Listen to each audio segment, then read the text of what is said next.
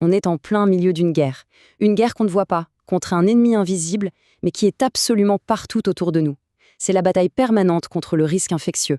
Et dans ce décryptage, on va plonger ensemble dans ce monde microscopique pour essayer de comprendre ses règles et bien sûr ses dangers. Notre monde, en réalité, grouille de vie. Une vie microscopique, regardez-moi ça. Dans une seule petite goutte d'eau, on peut trouver des êtres vivants comme cette paramécie. Ils sont partout vraiment. Sur notre peau, dans la nourriture, dans l'air qu'on respire. C'est à la fois fascinant et, il faut le dire, ça donne un peu le vertige. Et ce qui est intéressant, c'est que ce monde invisible a en quelque sorte deux visages. D'un côté, on a des alliés, comme ces bactéries qui nous aident à faire des yaourts. Et de l'autre, on a des adversaires, comme cette moisissure qui s'invite sur le pain. Donc il faut bien garder ça en tête. La plupart des microbes sont en fait inoffensifs et même utiles. Mais une toute petite minorité, qu'on appelle les pathogènes, peut nous poser de vrais soucis. Alors pour qu'on parle bien de la même chose, mettons-nous d'accord sur les termes. Un micro-organisme, c'est tout simplement un être vivant qu'on ne peut pas voir à l'œil nu. Ça inclut les bactéries, les virus, les champignons. C'est ce monde immense qu'on va explorer maintenant.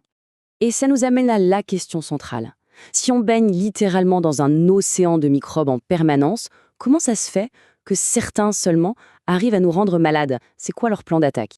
Tout commence par une effraction.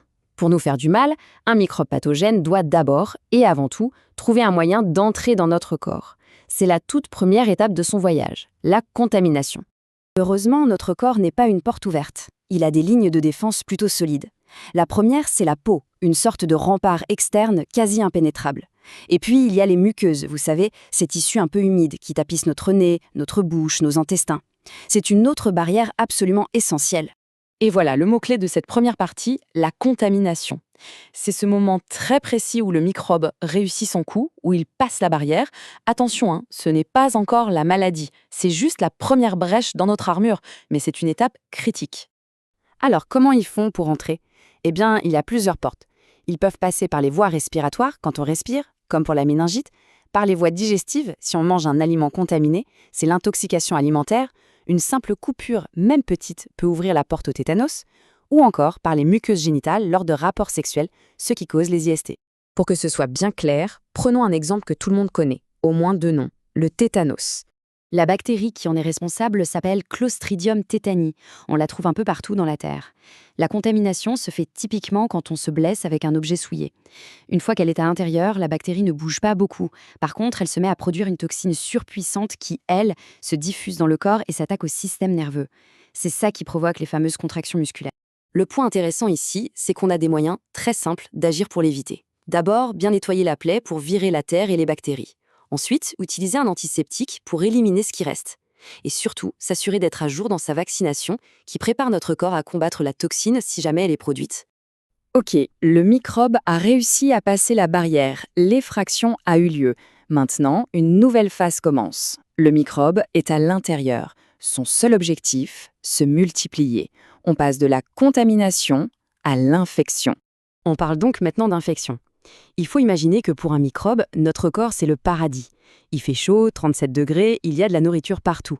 C'est l'endroit idéal pour se multiplier à une vitesse folle. Et c'est cette prolifération et la réaction de notre corps pour se défendre qui déclenchent les symptômes de la maladie. Mais attention, tous les microbes ne jouent pas de la même façon. La plupart des bactéries, elles, se multiplient dans les liquides de notre corps, comme le sang. Les virus, eux, c'est une autre histoire. Ce sont de véritables pirates. Ils sont incapables de se reproduire tout seuls. Pour ça, ils doivent absolument prendre le contrôle d'une de nos propres cellules. Et quand les bactéries arrivent à envahir la circulation sanguine et à s'y multiplier, l'infection devient générale. C'est ce qu'on appelle une septicémie. Et là, c'est une urgence absolue, parce que l'infection se répand dans tout l'organisme. Mais revenons à nos virus, ces fameux pirates cellulaires. Leur stratégie est bien plus sournoise. Comment est-ce qu'ils s'y prennent au juste? Leur plan d'attaque est redoutable. C'est une sorte de prise d'otage au niveau microscopique, parfaitement orchestrée en 4 temps. On va voir comment ça marche. Alors, décortiquons ça. D'abord, le virus s'accroche à une de nos cellules et hop, il entre à l'intérieur. Ensuite, il pirate toute la machinerie de la cellule pour lui faire fabriquer des milliers de copies de lui-même. La cellule, complètement épuisée, finit par exploser et elle libère toute cette nouvelle armée de virus. Et bien sûr, le cycle recommence. Chaque nouveau virus part à l'assaut d'une nouvelle cellule. Bon, face à ces stratégies d'invasion, on pourrait se sentir un peu démuni. Mais la bonne nouvelle, c'est qu'on a développé tout un arsenal de techniques de défense et de prévention pour nous aider dans cette guerre invisible. Il y a deux concepts importants à ne pas confondre, l'antisepsie et l'asepsie. L'antisepsie, c'est une action curative. Par exemple, quand on met un produit sur une plaie pour tuer les microbes qui sont déjà là. L'asepsie, c'est de la prévention pure. Le but, c'est de créer un environnement où il n'y a aucun microbe, comme un bloc opératoire, pour éviter la contamination dès le départ. Mais au quotidien, nos meilleures armes sont souvent les plus simples. Se laver les mains, c'est la base, mais c'est incroyablement efficace. Utiliser un mouchoir jetable, faire attention à l'hygiène alimentaire, utiliser un préservatif, ce sont tous des gestes barrières qui marchent. Et bien sûr, la vaccination reste un de nos outils de prévention les plus puissants. Et si, malgré tout, l'infection se déclare? Contre les bactéries, on a une arme de choc, les antibiotiques. Mais il y a un mais, et il est énorme. Les antibiotiques sont totalement inefficaces contre les virus. Ça ne sert à rien d'en prendre pour une grippe ou un rhume, et pire, ça contribue à rendre les bactéries plus résistantes pour plus tard. On développe des technologies médicales de pointe, c'est formidable.